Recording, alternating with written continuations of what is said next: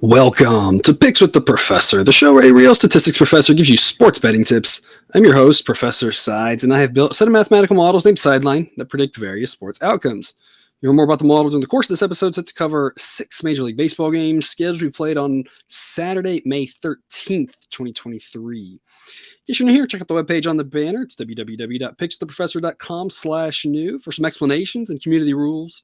Also, if you're interested in projections and picks for every game, sign up on Dub Club. That link is in the show description, and you'll also get the price that you're searching for in order for it to be an A-grade play, the picks that have just been killing it. I probably don't do a great job of talking about this stuff, but if you're not with us on Dub Club, you need to be. The A plays so far this season have been about a 7% ROI. They're up 30 units. A lot of that's the A plus play of the day, but even the non-plays of the day, the other A grade plays have been profitable. I try to give a lot of information out because I know there's a wide variety of people. Some people want to do different things, and over the course of summer, we'll be building up more capabilities, but it's just like a baseline. If you just, like with every sport I tend to do, if you just take those A-grade plays, you'll be profiting. Just do that, and then whatever else you want to do. But just start with those. It'll more than pay for the subscriptions. Under $1 a day, I guarantee you'll make it back in no time. So check that out. Again, that link is in the show description. Remember that sports are unpredictable, so the discussion on this show projects a typical game and does not try to forecast it to a T, as it'd be a foolish and impossible goal.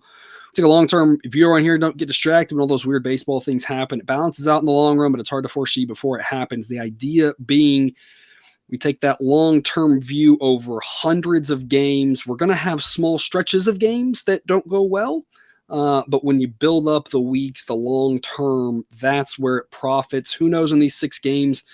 One of them I may sound perfectly right, and one of them I may sound crazy. That's that up and down variance. I tell people sometimes you don't even have to watch the game. Just bet on it and then come back and see what happens, right? Because you can't live and die by this because there is so much variance in baseball. We'll get some good, we'll get some bad. And so as much as I'd like to say it'll be profitable every single day, that is an impossible reality for any gambler. May 13th here. This is formerly baby professor, now little professor's birthday. So unfortunately, I won't get to see quite as many games as we'll be dealing with birthday festivities. But our baby girl's turning 3 years old here on Saturday. So fun times around here in the Sides household. Otherwise, though, before we get to the slate, some quick reminders. Please hit that like button if you're on YouTube. Also, if you aren't yet, please consider subscribing or following. It's free. And if you turn on notifications, you won't miss any of the college basketball, MLB, or college football content that this channel provides. A-grade Moneyline plays return 4 units. That is the risk plus win equals 4. The risk proportionally more on favorites and dogs, and you'll see all of that on the screen, how much we're risking, how much we're winning. B-grade plays will add up to 3, and C-grade plays, the risk and return and profit amount will add up to 2. Totals are flat 1-unit bets, so the total is like 2.15 or whatever on those, or 2.05 or whatever, depending on the odds.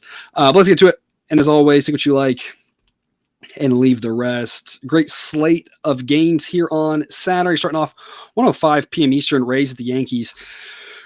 Going to take the Yankees here at plus 114. We're in an interesting spot here. The Yankees just got embarrassed on Thursday night, and we took them and said that the plus 110 that we were getting the Yankees was a good price. And, if you believe in the closing line value theory, and I don't think it's necessarily wrong, I think it's overhyped. I think there's a little bit of confusing correlation with causation. It's not like the end all be all that some people make it out to be, but I do think it is important to look at as long as it's kept in perspective. And, we got good closing line value on that as the Yankees closed as favorites. They got embarrassed. When I talk about variance, right, that's the sort of thing, like, the White Sox have won a few games as bad as they've been this year, right? And the A's have won some games as bad as they are, right? It's like weird things are going to happen. A team's never as bad as they look on their worst, and they're never as good as they look at their best. The Yankees look pretty terrible on Thursday. So, we backed the Yankees there just saying it was good value. It was a coin toss type game. And of course the Rays won. Thankfully we got the over with some late runs there. So Cousin Jay and I were able to cash that over. We're in a real interesting spot. Friday's game hasn't been played yet. And so who knows how the teams look there. If the Yankees get routed again, it's a little bit different of a story versus the Yankees win. So right now, all we're dealing with is the perception of how bad the Rays won that first game. I think that's partly why we're getting a little bit of value here with the Yankees here on Saturday, because everyone's just seeing what happened on Thursday. Again, Friday's game may play into that a little bit too. But when you look at these two teams, the Yankees have the far superior bullpen. And offensively, while the Rays are better, the fact that they're facing a lefty makes the Yankees offense a little more potent as they're so right-handed heavy. So that should help them out a little bit.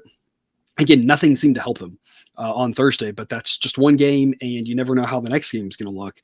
The Yankees are still a solid team. Nestor Cortez, an above-average pitcher. He hasn't looked great this year, but the other reason I think we're getting some value is, well, he has struggled this year.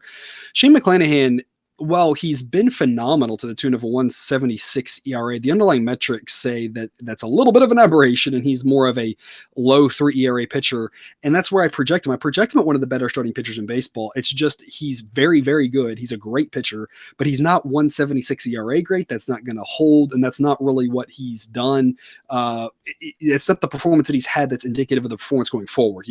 Again, ERA tells you a great job of what did happen. He did not allow some runs, but based on how he pitched, our best idea of him going forward is that he's going to allow a few more. Again, still a great pitcher. I'm not trying to dog him at all. It's just, I think that people might look at McClanahan and how great he's been this year and think to themselves that it's, Cy Young, or it's, vintage 1999 Pedro Martinez or whatever. And he's great, but he's still not as good, in my opinion, as a Garrett Cole, as Spencer Strider, obviously nowhere near Jacob deGrom, that sort of thing. And so very good pitcher, of course, for the Rays, but I think we're getting a little bit of value here because of Thursday's game and because of the fact that I think people are thinking the gap between these two pitchers is a little bit larger than it is. It exists, absolutely, and it's over a full standard deviation, but I think people think it's probably more like 2 standard deviations when really it's more barely over 1. So I think there's some value here at plus 114. Thought there was value with the Yankees at plus 110, and other people thought the same thing and bet it that way. Now, does that mean that is how it played out and worked out? No, it didn't for that one. But that's the other reason why I provide the exact projection, and people can see that every day in the Dub Club updates that they get sent right to their email and right to the app. That the model here says it should be raised minus 106. So if this number does the same thing in shifts, and all of a sudden you get raised minus 105, you flip and you play that. And that would have been a great play on Thursday. Unfortunately, for right now, the best price on the Rays is minus 130. So minus 106 for what it should be. Again, plus 114 for the Yankees. Pretty good value. B grade, B plus grade. The model says that plus 117 would be an A grade. So if it goes up even a little under a nickel, it would be to that A grade category. Again, pretty close to a coin toss game here. Rays win this 52% of the time, so plus 114, a solid option. And I love the over in this one. I've bet over 8. It's right now you get that even money for over 8. It's going to be a warm day in New York, low 80s. The wind will be blowing out at 5 to 10 miles an hour for the totality of this game. And I know these are two good pitchers, but the Yankees offense is not as bad as it looked. The Rays, kind of as Cousin Jared mentioned, can score 9 by themselves or 8 by themselves or whatever it is that they did on Thursday. Either one of these teams can put up a ton of runs on a day that the ball is going to be flying. The pitchers are going to have to try to keep the ball on the ground, but it's a lot easier said than done. Sometimes you can do it, sometimes you can't. That's why there's no locks in gambling. And it's just a one-unit play for me here, but I think the over 8 is a pretty smart investment here because I think people are looking at these pitchers and not realizing that the weather is going to make it hard for this to be anything other than a 5-4, 5-3 type game. Having that push protection on it might be pretty valuable. So I like the over here, I like the Yankees. Not in love with either play. Both plays are pretty solid. 2:10 p.m. Eastern, a play I am in love with here. Twins minus 155. Barely gets into an A grade. Model says minus 156 is the requirement for an A grade, so barely sneaks in at this price. The sideline says it should be Twins minus 173, that they win this 63% of the time. And you got a guy in Joe Ryan who've been talking about for a lot over the last couple of seasons. I think he's really undervalued and a really good pitcher. 2.45 ERA, and the advanced metrics say it should only be a tiny bit higher than that. So you have a great pitcher in the Twins and a really questionable one with Wisniewski for the Cubs. He does have a 3.93 ERA, but the underlying metrics suggest it should be a full run higher than that. So a guy I'm not really convinced can handle it. Below average pitcher here. Twins offense is better than the Cubs offense. Their bullpen's better. They're at home. I'm all over the Twins here. Again, A grade play at minus 155. Really nothing more to say than that other than the gap between the two starting pitchers is well over a standard deviation. The gap between the relievers is well over a standard deviation, and the gap for the offenses, while not quite that big, still favors the Twins. So there's really just kind of short and sweet. It's just a cheap price, and minus 155 gets great value. Even at minus 160, I'm playing it pretty strong. If it gets into the minus 160s, I'm still playing it, but backing off a tiny bit as it gets into the 170s. And if it gets up to like minus 180, I never know where the number's going to go. Once it gets up to about minus 180, now it's priced pretty well, and that's where I would not be touching it. But for now, great value on the Twins. Total wise, I'm staying away. Model says 7.4. Actual total is 7.5. Mid 60s, wind blowing in at 10 to 15 miles an hour. So, the fact that the wind's blowing in like that so hard makes an over a tough play. But with Wesneski involved, a below average Cubs bullpen involved, the model can't get behind an over either. So I think 7.5 is pretty well priced for this total. 6:10 p.m. Angels at the Guardians. It's back to Guardians at minus 105 B grade play. Look, the short and simple version of this is the fact that the Guardians in Cal Quantrill starts have won like 380 of his last 381 or something like that. It's not quite that big, but it's some incredible number like that. They just always win when this guy's on the mound. He's just an average pitcher, 3.89 ERA, and the advanced metrics say it should be a little higher than that. So it's not that I think he's fantastic. I just think he's pretty respectable, average, getting the ball every 5 days or every 6 days or whatever. He can do a decent job. Reed Detmers is not really drastically different. The model thinks Detmers is a little bit better, but I'm not 100% sure of that. His ERA is a lot higher this year, but the advanced metrics are a little more favorable to him. It's pretty much a wash, I think, with starting pitchers. And of course, the Angels bullpen is a lot worse, but their offense is a lot better. Here's the thing, though, this Angels offense now pretty right-handed heavy. So the Angels kind of like a Blue Jays West with regards to the fact that, if the Angels are facing a lefty, look out. It lines up perfect for him, but facing a righty, good. Very good, not necessarily quite as scary as when they're facing a lefty. So, I just think the Guardians are mispriced here at home. They win 53% of the time, according to the model, which says it should be Guardians minus 112. At minus 102, it's an A grade. So basically looking for even money in the Guardians. If it gets there, you on occasion see a lot of money coming in throughout the day on the Angels. So if that happens and you can get even money on the Guardians, that would be A grade material. The total on this one is 8.5. Model says 8.1. It'll be upper 60s, wind blowing in. Again, another pretty roll price total, not one that I'm messing with here. But I think, to me, the bottom line is the starting pitchers are a wash. Angels offense is better. Relievers are worse. I don't really expect either starter to go insanely deep. And so all that kind of comes out to a wash. And I say, I think this is a coin toss game on a neutral site. Given that it's in Cleveland, they should win about 53% of the time. That's what the model says. So minus 105 is a bit of a value play here for us backing the Guardians. 7:15 p.m. Eastern, Padres at the Dodgers. Again, another series here that everyone's watching anytime these two teams get together. Joe Musgrove and Julio Urias. A pair of really good pitchers. Musgrove's ERA, not very pretty, partially because of that Mexico City game. Otherwise, though, I think these are both good pitchers. I don't really have much to say about them other than I think they're both good. Neither one of them are, what I would consider Cy Young caliber, but they're both well above average. So I think that's kind of a wash. With regards to the pitchers, I think the offense is a wash. I just think the main difference in this is the bullpens. The Dodgers bullpen is pretty decent. The Padres bullpen continues to struggle. I do feel bad that the Padres day game here, when Cousin Jared and I were on, we kind of talked about it, but I didn't say the words. So I feel bad for not saying it, because actually the play I was playing it was Padres first five. And that's kind of the way I think you almost have to play the Padres these days. You got to look at the odds, of course, and don't play crazy prices, but that bullpen is just so terrible. And sure enough, the bullpen let them down. Of course, it wasn't just the bullpen. There was a defensive miscue there as well that hurt. But the late innings just not kind of the Padres. And that's where I think if you're playing it full game, I think the Dodgers are the way to take it. Kind of as I mentioned in the previous wrap up there with the Guardians, home team wins about 53% of the time if the two teams are the same. So you start there and then you bump up a little bit more for the fact that the Dodgers have the better relievers, potentially slightly favorable more on the bats because the Padres a little bit left-handed heavy, and so not quite as much as they were when Tatis was out, but get a little bit of a ding facing Urias there. So maybe a slight edge to the Dodgers offensively, just based off the lefty-righty stuff. And then the model thinks Urias is tiny, but should give a tiny bit of a bump for Urias, a tiny bit of a bump. to the Dodgers, or maybe a ding to the Padres offense facing a lefty, and the big ding on the bullpens game in LA. Again, Dodgers win this about 57% of the time, so minus 134, a decent play here on them at a B grade. If it gets into minus 121, it's an A. I don't see that happening, but you never know. This is a game where if you looked at the super early line, you would have been invested in the Padres because they were like plus 170 or something crazy. And it wouldn't have been not plus 140, plus 145, I think is what they were. And so at plus 145, the Padres might have been a better look. And so money's been coming on them at that. I just think it's overreacted. And now I think the Dodgers are the better play. And this sort of thing tends to happen, whether it's super early lines or closer to the game. You have a lot of times where money go back and forth, and there's value on different sides depending on when you play it.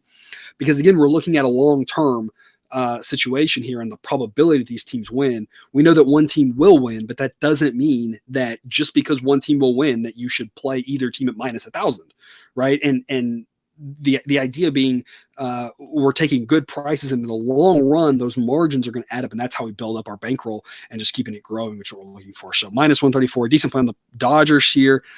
Again, it would have been a decent play super early on the Padres. If you were getting the plus 145s, you would have had a chance to hedge, and we're still over 24 hours from when this happened. So the line might move more, and you might even have more chance to hedge. Who really knows with the way that line movements go. Model would take an over on this one. It's not one that I'm playing personally.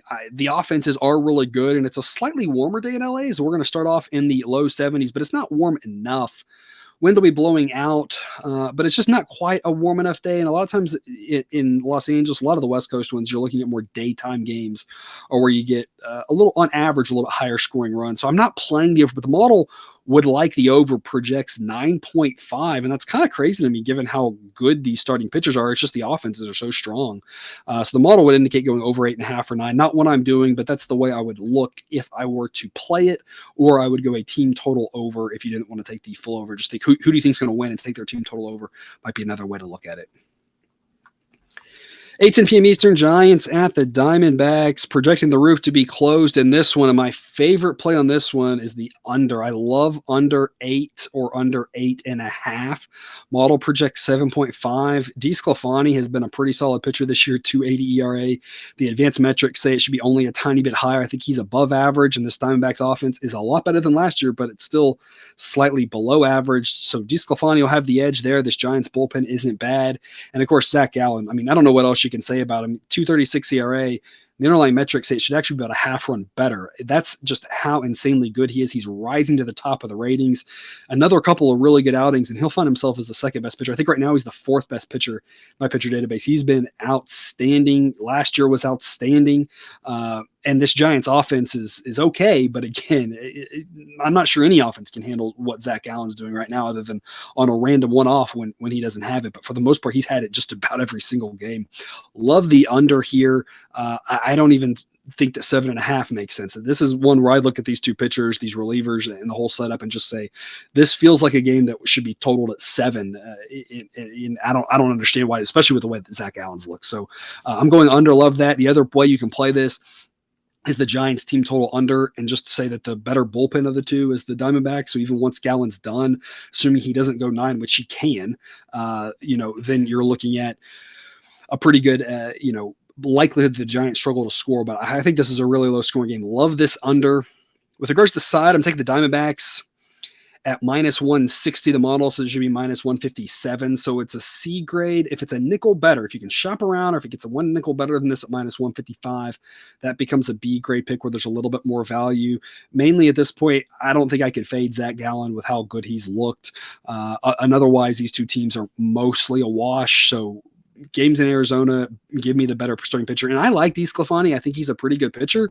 It's just he's nowhere near the caliber of Zach Gallen. So I'm playing the Diamondbacks at minus 160, looking for minus 155 to get it to a B grade. If it drops to minus 140 to be an A grade, I cannot see why in the world that would happen. But here it is, and there's the information just in case weird things happen. And they're wrapping us up 8:10 p.m. Eastern, Phillies at the Rockies. And look, I know I said yesterday I don't play a lot of totals at Coors. This is what I'm playing, though. And I mentioned yesterday, I said it's got to be a really strong edge. There's got to be the right situation. This is the right situation for me here. Friday night's game hasn't happened yet, so I don't know how many runs. It just wasn't quite good enough for me. I was a little bit concerned about a couple of things.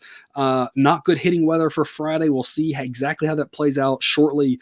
But Saturday's even worse. And I think these two pitchers are decent enough to keep this at a reasonable score. We're going to be around 50 degrees for this game, and the wind will be blowing in. Ball's just not going to fly like normal Coors. It's going to fly like most ballparks, but the colder temperatures and the wind blowing in will make the altitude of Coors make the ball fly kind of like a normal ballpark.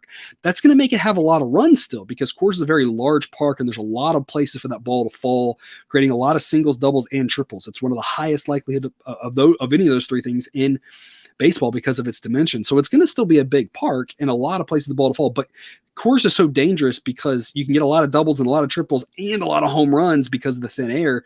But when you take away the advantage of that thin air, this really sets up to be an under situation. The model projects 10.3 runs based off the large park, but we're getting under 11.5.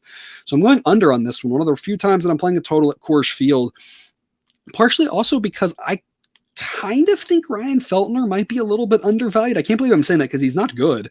5.08 ERA, but the underlying metrics suggest it should be in the low fours. And I think he's at least capable at home, knowing that environment, of pitching a decent game. Ranger Suarez, this will be his first start of the season, but a guy who's been pretty decent for the last couple of years as a starter, kind of in and out of bullpen and starting, but done a pretty good job though. I just think that these pitchers both can do a competent enough job. The relievers are where it gets a little bit scary. So if you like it, maybe you take a first 5 under rather than dealing with these bullpens. Phillies bullpen going the wrong direction at this point. Rockies bullpen, I never have a lot of faith in them. But I just don't think we're going to get up to a crazy high scoring game. I think these pitchers can keep it respectable, and it's just a not good weather spot for a ton of runs. It's May already, but it's going to play like an early April game based off of a 50-degree weather.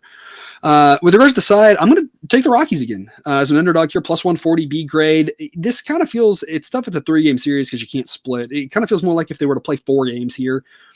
I just take the Rockies at like plus 130, plus 140 in all of them, and just kind of say they'll probably win 2 of them and will profit. The, of course, concerning part is on Sunday, they're facing either Nola or Wheeler. I can't remember which one. That'll be a whole different story, right? But in the Friday, Saturday game, you know, taking the Rockies at both of them, they probably split. You probably profit. I don't know which one they win, but I think they got a shot to pull the upset in either one of these. They're not terrible at home. The Phillies kind of been up and down. And like I said, the relievers really hurting them. When the Phillies better starters are going, they're pretty dangerous. But when they're not, and Suarez, I would say, might be one of their better starters. It's just he's not in mid-season form yet, clearly being his first start. I think we're getting a little bit of value here at Rockies plus 140. Model says it should be 137. If it gets up to plus 160, that'd be an A grade. Don't see that happening. Plus 140 is a decent investment here on the Rockies. Again, along with the fact that I am playing the under in Coors. Wish me luck and Godspeed, because it's never fun playing an under in that park. Otherwise, that's all I've got for you. Thanks for tuning into this episode of Picks with the Professor. Don't forget to subscribe so you can ensure the sports betting content provided on this channel is dropped right into your feed. Be back again with more sports betting content for Monday's action. And until then, as always, best of luck. And remember, you can eat your betting money, but please don't bet your eating money.